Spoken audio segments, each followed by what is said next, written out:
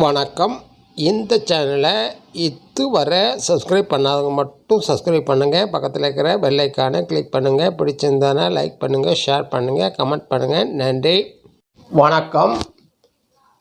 குருப்பெயர்ச்சி பலன்களை பார்த்து வருகிறோம். இன்று நாம் பார்க்கவிருக்கின்ற ராசி தனுசு ராசி. குரு பகவானை ராசிநாதனாகவும், மூலம் 4 பாதங்கள், பூராடம் 4 பாதங்கள், உத்திராடம் 1 பாதத்தை நட்சத்திரங்களாக கொண்ட தனுசு ராசி அன்பர்களே, நீங்கள் புத்திசாலிதான். அதிக ஆசை கொள்ளும்போது அது நிராசை ஆகிவிடும் என்பதை உணர்ந்தவர்கள். மங்களகரமான விசுவாபசு ஆண்டு சித்திரை மாதம் 31ஆம் நாள் 14/5/2025 புதன்கிழமை திருக்கணித பஞ்சாங்கப்படி இரவு 10:36 மணிக்கு குரு பகவான் ரிஷபராசியிலிருந்து மிதன ராசிக்கு, உங்கள் ராசிக்கு 7ஆம் இடத்தில் வந்து அமர்கிறார். குரு பகவான் ஸ்தான பலமாக 2, 5, 7, 9, 11 ஆகிய இடங்களில் நற்பலன்களை வழங்குவார்.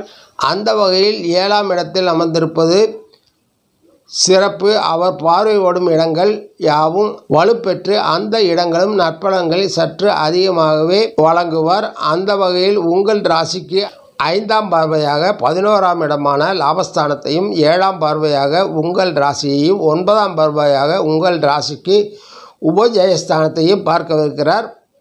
கூறு பார்க்க கோடி நன்மை என்பார்கள். அந்த வகையில் இந்த ஆண்டு மிகச்சிறப்பான நற்பலன்களையே பெறவிருக்கிறீர்கள். முழு சுபர் என்றாலும் 6, 8, 12 ஆகிய இடங்களில் அமரும் பொழுதும் பார்வைப்படும் இடங்களும் நற்பலன்களை வழங்குவதில்லை. குரு பகவான் இந்த ஒரு ஆண்டு காலத்தில் 18/1/2025 முதல் 20/12/2025 வரை கடகத்திற்கு வக்ரகதியாக நகர்கிறார். 28/12/2025 முதல் 16/3/2026 வரை மீனத்தில் வக்ரகதியாகிறார். இந்த வக்ரகதி காலகட்டத்தில் இந்த பலன்களில் சற்று மாறுபாடுகள் இருக்கும். முதலில் 7இல் அமர்ந்திருக்கும் குரு பகவானின் ஸ்தான பலன்களை பார்க்கலாம். அரசு மூலமாக வெகுமானம் கிட்டும். உயர் ரக வாகன யோகம் உண்டாகும்.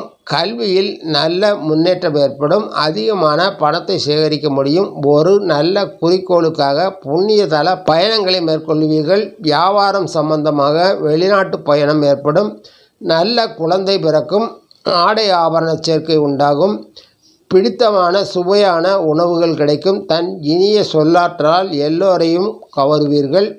புத்திசாலித்தால் எல்லா வித்தைகளையும் கற்றுத் தேர்வீர்கள். சுக வாழ்க்கைக்கு தேவையான எல்லா பொருட்களும் வீட்டில் நிரம்பி வழியும். வளர்பிறை போல் செல்வமும் சந்தோஷமும் நாளுக்கு நாள் அதிகரிக்கும்.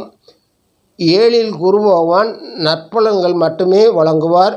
7இல் குரு பகவான் நன்மைகள் பலவற்றை கொண்டு வந்து சேர்ப்பார். குரு பகவான் தனது பார்வையால் இன்னும் அதிகமான நற்பலன்களை தருவார். 11ஆம் இடத்தை 5ஆம் பார்வையாக பார்ப்பதால் பல வகையிலும் பணம் வந்து சேரும். லாபங்கள் வந்து சேரும். சகல விதமான வருமானங்களும் வந்து சேரும். உங்களுடைய நீண்ட நாள் ஆசைகள் நிறைவேறும். சிலருக்கு எதிர்பாராத அதிர்ஷ்டங்கள் வந்து சேரும். கலைகளில் விருப்பம் உள்ளவர்கள் முயற்சிப்பவர்களின் முயற்சிகள் வெற்றி பெறும். மூத்த சகோதர சகோதரிகளின் உறவுகள் மேம்படும். உங்கள் பூர்வீக சொத்துக்கள் வந்து சேரும். கணவன் மனைவியிடையேயான உறவுகள் வலுவடையும். புரிதல்கள் அதிகரிக்கும். காதல் உறவுகள் மேம்படும். பொன் பொருள் சேர்க்கை உண்டாகும். உங்கள் குறிக்கோள்கள் எதுவானாலும் அதை நோக்கியே பயணிப்பீர்கள். காது சம்பந்தமான நோய்கள் இருந்தால் விலகும். நல்லது கெட்டது விஷயங்களில் கலந்து கொள்வீர்கள். நல்ல புத்தி கூர்மை உண்டாகும். அனைத்திலும் வெற்றிகள் உண்டாகும். தாயின் ஆயுள் அதிகரிக்கும். இது ஒரு நல்ல காலத்தின் அறிகுறியாகும். அடுத்ததாக உங்கள் ராசியிலேயே குரு பகவானை பார்க்கிறார்.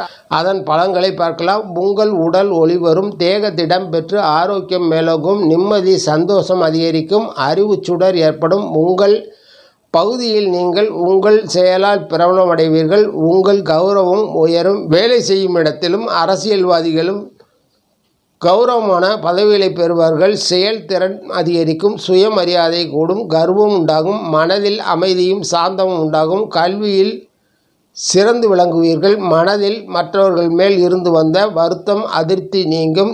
இரவில் நன்றாக தூக்கி மகிழ்வீர்கள். ஒரு சிலர் கண்ணியம் தவறுகின்ற செயல்களில் ஈடுபடுவார்கள். இதுவரை இருந்து வந்த அவமதிப்புகள் விலகும்.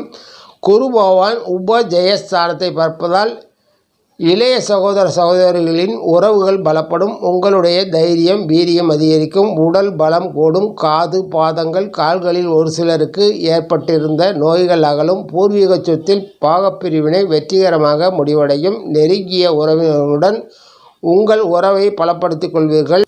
நட்பு வட்டாரம் கூடும். இசை நாட்டம் உள்ளவர்கள் கற்றுக்கொள்ள விரும்புபவர்களின் முயற்சிகள் வெற்றி பெறும். நீண்ட நாள் கனவுகள் நிறைவேறும். மனதை மகிழ்ச்சியாக வைத்திருக்க அதிக பொழுதுபோக்கு நிகழ்ச்சிகளில் பங்கேற்பீர்கள். பிரியமானவர்களால் நன்மைகள் உண்டாகும்.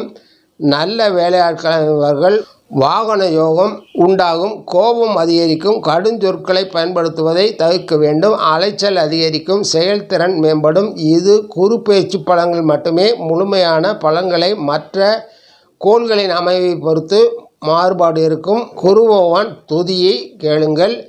தினமும் அதை கூறி வாருங்கள். நன்மைகள் மேலோங்கும். வானவர்க்கு அரசனான வளம் தரும் குருவே, உன்னை தேனான சொல்லெடுத்து செவிகுளிர போற்றுகிறேன்.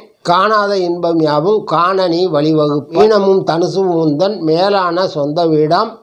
பொன்னிற முல்லையோடு புஷ்பராகத்தை ஏற்றாய். வண்ணத்தில் மஞ்சள் கொண்டாய். மரத்திலே அரசை ஏற்றாய். எண்ணத்தில் நிற்கும் தேவா, எளிதில் எனக்கு வெற்றி தாராய். மண்ணில் 16 ஆண்டை மறாமல் நீயும் ஏற்றாய். சுண்டல் நெய்வேத்தியத்தால் தொல்லைகள் தீர்ப்பவன் நீ. கொண்டதோர் யானை உந்தன் கொண்டாடும் வாகனம்தானே. தந்திடும் பதவி வாய்ப்பும் தடையில்லா காரிய சிறப்பும் வந்திடும் பிள்ளை பேரும் வழங்குதல்வன் பொறுப்பேயாகும்.